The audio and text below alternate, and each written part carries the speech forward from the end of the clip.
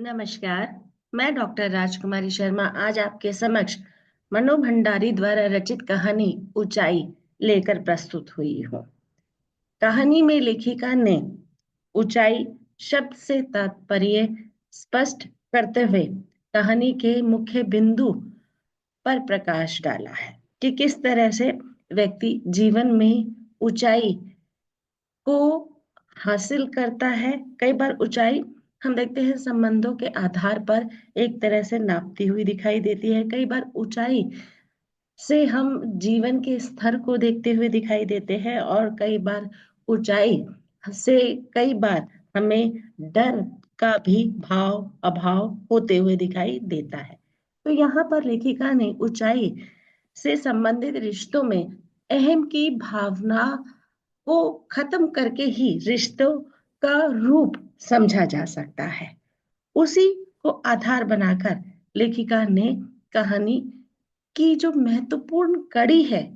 वैवाहिक जीवन से संबंधित उसका यहाँ पर रूप प्रस्तुत किया है। हम देखते हैं जीवन में हम अनेक प्रकार के संबंधों के साथ रहते हैं और उन्हीं के द्वारा हम जीवन को जीते हुए दिखाई देते हैं। और कई बार संबंध हम देखते हैं कि हमारे जीवन में महत्व रखते हैं, पर उन संबंधों में भी कई बार समय के साथ साथ समस्या के साथ साथ या हम कहें कि रिश्तों में अनेक प्रकार की जो विघटन की स्थिति है वह आते हुए दिखाई देती है। और ये विघटन हम देखते हैं रिश्तों में कमी का जो रूप है वह लेते हुए दिखाई देता है। कमी से यहाँ तात्पर्य है कि कई बार हमें संबंधों पे विश्वास तो होता है, पर हम एक बार धोखे या अनेक बार धोखों से उन संबंधों का जो विश्वास की जो कड़ी है वह धीरे धीरे खत्म सी होती हुई दिखाई देती है। पर रिश्तों को बनाना या चलाना कई बार व्यक्ति के हाथ में होता है और तो कई बार नहीं भी होता है। प्रयास हम देखते हैं कि दोनों तरफा से होता हुआ दिखाई देता है, पर प्रयास में अगर कोई तीसरा आ जाता है या हम ये कहें कि पहले से रिश्ते की जो रूप है वह चलते हुए दिखाई देता है, तो उसमें भी हम देखते हैं कि अनेक प्रकार से खटास आती हुई दिखाई देती है। स्त्री का संबंध अगर शादी से पहले होता है और शादी के बाद तक चलता हुआ दिखाई देता है, तो कहीं ना कहीं वह संबंधों में अपनी एक पकड़ को कई बार रिसते हुए भी दिखाई देती है और कई बार मजबूत होते हुए भी दिखाई देती है। और कई बार हम देखते हैं कि व्यक्ति यानी कि मनुष्य यानी कि आदमी के रिश्ते में भी अगर इस तरह की अभिव्यक्ति का जो रूप है वह जुड़ते हुए दिखाई देता है, तो उसमें कई बार हम देखते हैं कि संबंधों का विच्छेद रूप की स्थिति बढ़ते हुए दिखाई देती है। नारी के रिश्ते में यानी कि स्त्री के रिश्ते में हम देखते हैं फिर भी एक तरह का समझौता या एक तरह क्या एकाकीपन अकेलापन उसे घेरते हुए दिखाई देता है अगर संबंधों का मजबूत वहां रूप नहीं होता। पर कई बार संबंध अपनी चालें चलते हुए दिखाई देते हैं। उन पर हम देखते हैं व्यक्ति का एक तरह से प्रभाव अप्रभाव होता तो है, पर उसमें भी हम देखते हैं कि उसकी पकड़ उतनी मजबूत नहीं होती। सिचुएशन या समस्या के आधार पर भी हम देखते हैं कि कई रिश्ते जन्म लेते हुए दिखाई देते हैं और उन रिश्तों में हम देखते हैं व्यक्ति कितना बेबस या हम कहें कि कितना विवश होते हुए दिखाई देता है, जिसके माध्यम से लेखिका ने अनेक पहलुओं को ऊंचाई कहानी के माध्यम से दिखाने का भरसक प्रयास किया है कि व्यक्ति चाहते हुए भी कई बार रिश्तों को संभाल नहीं पाता है और उन रिश्तों में अनकहा अनचाहा दर्द एक तरह से आरंभ प्रारंभ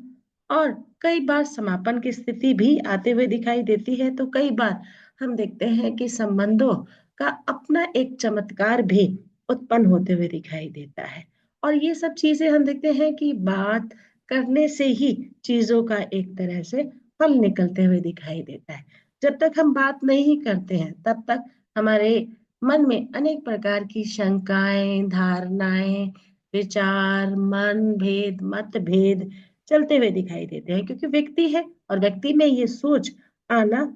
एक तरह से स्वाभाविक है, तो कई बार हम रिश्तों को खामोशी से टलते या विच्छेद करते हुए दिखाई देते हैं, पर हम संबंधों में अपनी बात को रखते हुए उन्हें बचा भी सकते हैं और बिगाड़ भी सकते हैं। तो इन्हीं दोनों रूपों के आधार पर लेखिका ने कहानी की महत्वपूर्ण रूप यहाँ पर जोड़े हैं, और कई बार लगता है कि संबंध बिखरे रहे हैं, पर अंत में संबंधों का जो एक रूप लेखिका ने दिखाने का प्रयास किया है, वह काबिले तारीफ है कि किस तरह से रिश्तों को विच्छेद होते होते दोबारा से उसमें रसता, मधुरता और प्रेम का जो भाव है वह प्रस्तुत किया है। कहानी के मुख्य बिंदु। कहानी में लेखिका ने शादी से पहले जुड़े रिश्ते और शादी के बाद उनमें आई पीड़ा, खटास और विच्छेद की समस्या को दिखाया है। ये स्वाभाविक है, हम देखते हैं कि कई बार शादी से पहले जो रिश्ते जन्म लेते हैं, शादी के बाद खत्म होने की संभावना उनमें 90% एक तरह से रहती है। पर अगर वह संबंध किसी भी कारण से नहीं खत्म होता है, तो व्यक्ति का एक दूसरे के प्रति जो जुड़ाव है, जो मधुरता है, वह उसे आगे की ओर अग्रसर करते हुए दिखाई देती है। ऐसा ही नायिका शिवानी के साथ हुआ। शिवानी अपने पति शिशिर और प्रेमी अतुल से एक तरह से रिश्ते में जुड़ी हुई दिखाई देती है, और रिश्तों में हम देखते हैं कि ये जुड़ाव कहीं ना कहीं उसके दाम्पत्य जीवन से ही एक तरह से शुरू होते हुए दिखाई देता है। शिशिर शिवानी से प्यार तो बहुत करता है और उसके प्रति अपने कर्तव्य का बोध भी करते हुए दिखाई देता है, पर वह ज्यादा समय ना देने के कारण या एक मन में शंका का जन्म ले लेने के बाद रिश्तों में एक तरह से दूरी आते हुए दिखाई देती है। नायिका के लगातार पत्र शादी से जो आरंभ हुए वह अंत तक दिखाते हुए दिखाई देते हैं। पहले शिशिर को इन पत्रों से किसी भी तरह का कोई भी लेना देना नहीं होता है। वह पत्र आते हैं, वह तुरंत शिवानी को दे देता है, और शिवानी उस प्रेम के माध्यम से, उन पत्र के माध्यम से उसके जीवन में, उसके मन में वो प्रेम एक तरह से उत्पन्न होते हुए दिखाई देता है। जब हम संबंध किसी भी कारण से उनमें खटास आती है या हम कहें वेदना का रूप आता है, तो हम किसी तीसरे की ओर अग्रसर होते हुए दिखाई देते हैं, क्योंकि मानव का स्वभाव है कि वह ज्यादा तनाव में रह नहीं सकता, और उस तनाव से बाहर आने के लिए वह किसी से भी एक तरह से संबंध जोड़ते हुए दिखाई देता है। ऐसा ही नायिका के साथ हुआ। वह पति के साथ पूर्ण रूप में जुड़ती तो है, पर कहीं ना कहीं वह अतुल के प्रेम को भूल नहीं पाती है, और पत्रों के माध्यम से उसके प्रेम का जो आधार है एक तरह से स्पष्ट होते हुए दिखाई देता है। जब नायिका अपने पीहर जाती है, तो कहीं ना कहीं उसकी मुलाकात अतुल से होते हुए दिखाई देती है, और अतुल के साथ वह अपने जीवन के मधुर संबंधों का जो रूप है वह एक तरह से महसूस करते हुए दिखाई देती है। शादी से पहले किस तरह से अतुल उसकी देखभाल किया करता था या उसके प्रति प्रेम का जो आधार है वह व्यक्त किया करता था, पर घर वाले नहीं माने तो उसकी शादी शिशिर से हो जाती है, और ये पत्रों का सिलसिला शादी के बाद भी एक तरह से चलते हुए दिखाई देता है, जब तक उसे शिशिर को यानी कि पता नहीं चलता कि अतुल दोस्त ना होकर प्रेमी है। और जब उसे पता चलता है तो उसे काफी पीड़ा होती है, और वह शिवानी को बहुत कुछ बोलता है, पर शिवानी अपने इरादों में एक तरह से दृढ़ता दिखाई देती है। उसे अपने रिश्ते से किसी भी तरह का कोई भी पछतावा नहीं होता। वह मानती है कि वह अतुल के संबंध में एक तरह से पूर्ण रूप से है, पर वो संबंध हम देखते हैं कि शादी से पहले या शादी के बाद भी हुआ तो कहीं ना कहीं रिश्तों में खटास उत्पन्न होने के कारण ही हुआ है। शिशिर कई बार बिना बोले कई कई दिन के लिए एक तरह से गायब हो जाता था, यानी कि अपने कार्य के प्रति या फिर शिवानी के प्रति उसका जो रुझान है वह एक तरह से कम होते हुए दिखाई देता था। तो कहीं ना कहीं शिवानी के मन में अतुल के प्रति जो प्रेम है वह भी जगते हुए दिखाई देता है, और लड़ाई झगड़े के कारण वह उसके नजदीक और आते हुए दिखाई देती है। जब पत्र के माध्यम से ये खुलासा होता है तो कहीं ना कहीं पति पत्नी के संबंधों में जो तनाव है वह एक तरह से बढ़ते हुए दिखाई देता है, और ये तनाव इस कदर बढ़ जाता है कि संबंध विच्छेद होने की स्थिति जन्म ले लेती है, और शिशिर शिवानी को छोड़कर चला जाता है। शिवानी को छोड़कर चले जाने के बाद उसे कई दिन तक मन में अनेक प्रकार की जो भ्रांति है या किसी भी तरह का जो रोष है वह एक तरह से घर करते हुए दिखाई देता है। वह शिवानी से बात करने के लिए दोबारा से वो वातावरण एक तरह से क्रिएट करते हुए दिखाई देता है, और उस वातावरण में जब दोनों के संबंधों में वार्तालाप का जो आधार है वह प्रस्तुत होता है, तो कहीं ना कहीं शिशिर को लगता है कि शिवानी उसके पैरों में गिड़गिड़ाए और अपने जो अतुल के जो संबंध है उसके साथ उसके प्रति उसको पछतावा हो, और वह उसके आगे रोए धोए और उससे माफी मांगे। पर होता इसका उल्टा ही है। कहानी में लेखिका ने शिवानी की जो बेबाक या हम कहें कि संबंध के प्रति जो समर्पण है या अपने प्रति जो स्वाभिमान है उन सब का चित्रण लेखिका ने किया है कि किस तरह से वे पति के आगे अपने संबंध का जो रूप है वह रखते हुए दिखाई देती है। उसे कहीं भी ये नहीं लगते हुए दिखाई देता है कि उसने कुछ गलत किया है। उसने कहा कि ये समय की मांग थी, और अतुल कहीं ना कहीं उस संबंध को एक तरह से डिजर्व करते हुए दिखाई देता था। मैंने उसके प्रति शादी से पहले जो प्रेम था वह शादी के बाद नहीं था, इस तरह से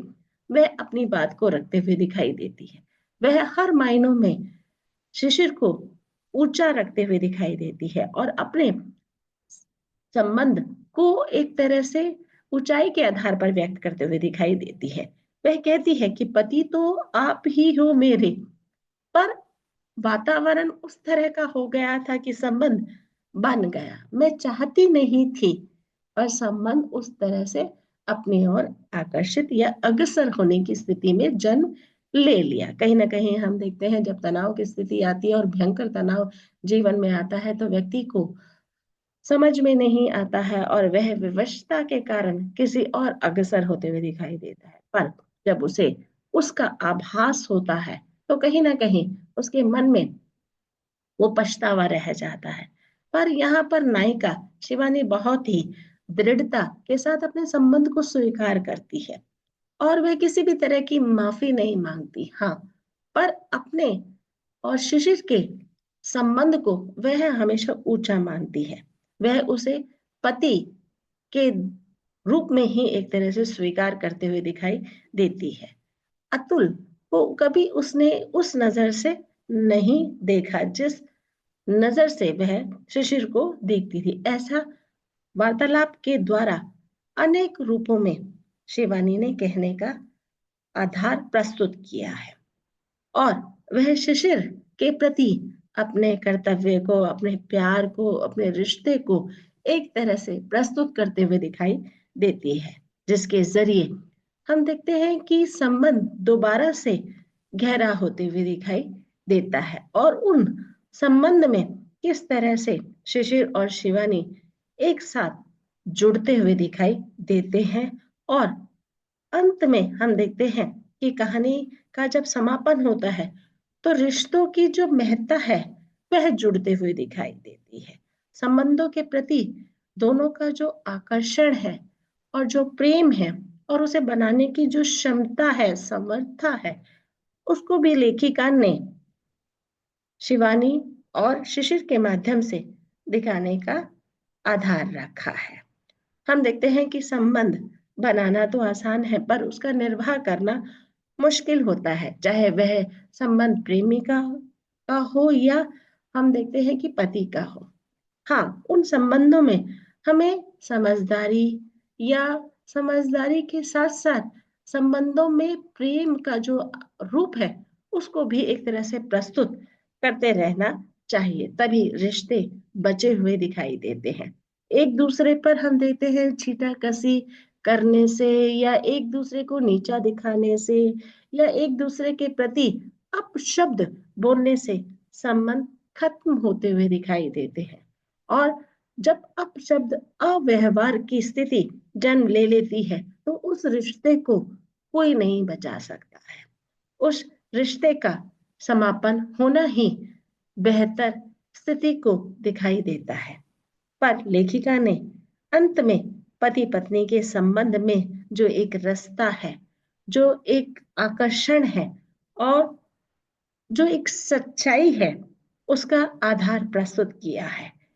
लेखिका ने नायिका के माध्यम से अनेक प्रकार की स्थितियां उत्पन्न हुई जहां पर संबंध विच्छेद की स्थिति पूर्णतः आते हुए दिखाई दी और संबंध विच्छेद हो भी गया था, पर दोनों के सतत प्रयास से वह संबंध दोबारा से जन्म लेता है और अपने रिश्ते के साथ साथ बच्चे के प्रति जो भाव है उसको भी यहाँ पर प्रस्तुत किया है कि पति पत्नी के संबंधों का जो प्रभाव है या अप्रभाव है वह कहीं ना कहीं बच्चे की मानसिक स्थिति में अनेक प्रकार की विडंबना को भी जन्म देते हुए दिखाई देता है। और उस जन्म में हम देखते हैं कि सारी जिंदगी बच्चे के मन में अनेक प्रकार की कड़वाहट, छटपटाहट भी जन्म लेते हुए दिखाई देती है। तो उस रिश्ते के प्रति लेखिका ने जो एक सद्भाव की भावना दिखाई है, जो एक हम कहें कि एक रास्ता की बात दिखाई है, वह बहुत ही सुंदर तरीके से प्रस्तुत की है और उसका प्रभाव कहानी के चारों ओर भी दिखाई देता है। संबंध व्यक्ति के जीवन में मधुरता लाते हैं और उन मधुरता में अनेक प्रकार की स्थितियां को जन्म देते हैं और उस जन्मता पर हम देखते हैं कि वह किस तरह से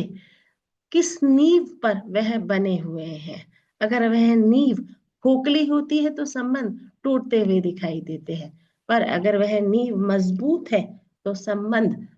का टूटना टूटना हम देखते हैं कि व्यक्ति के हाथ में ही एक तरह से निर्भर करते हुए दिखाई देता है। तो जीवन में हम देखते हैं हर संबंध अपने लिए एक महत्व रखते हुए दिखाई देता है। उस महत्वता के रूप में हम उसको स्वीकार भी करते हुए दिखाई देते हैं और अपने चारों ओर खुशहाली लाने का संभवतः प्रयास करते हैं। लेखिका ने वही प्रयास यहाँ पर शब्दों के मधुर रूप में प्रस्तुत किया है। धन्यवाद।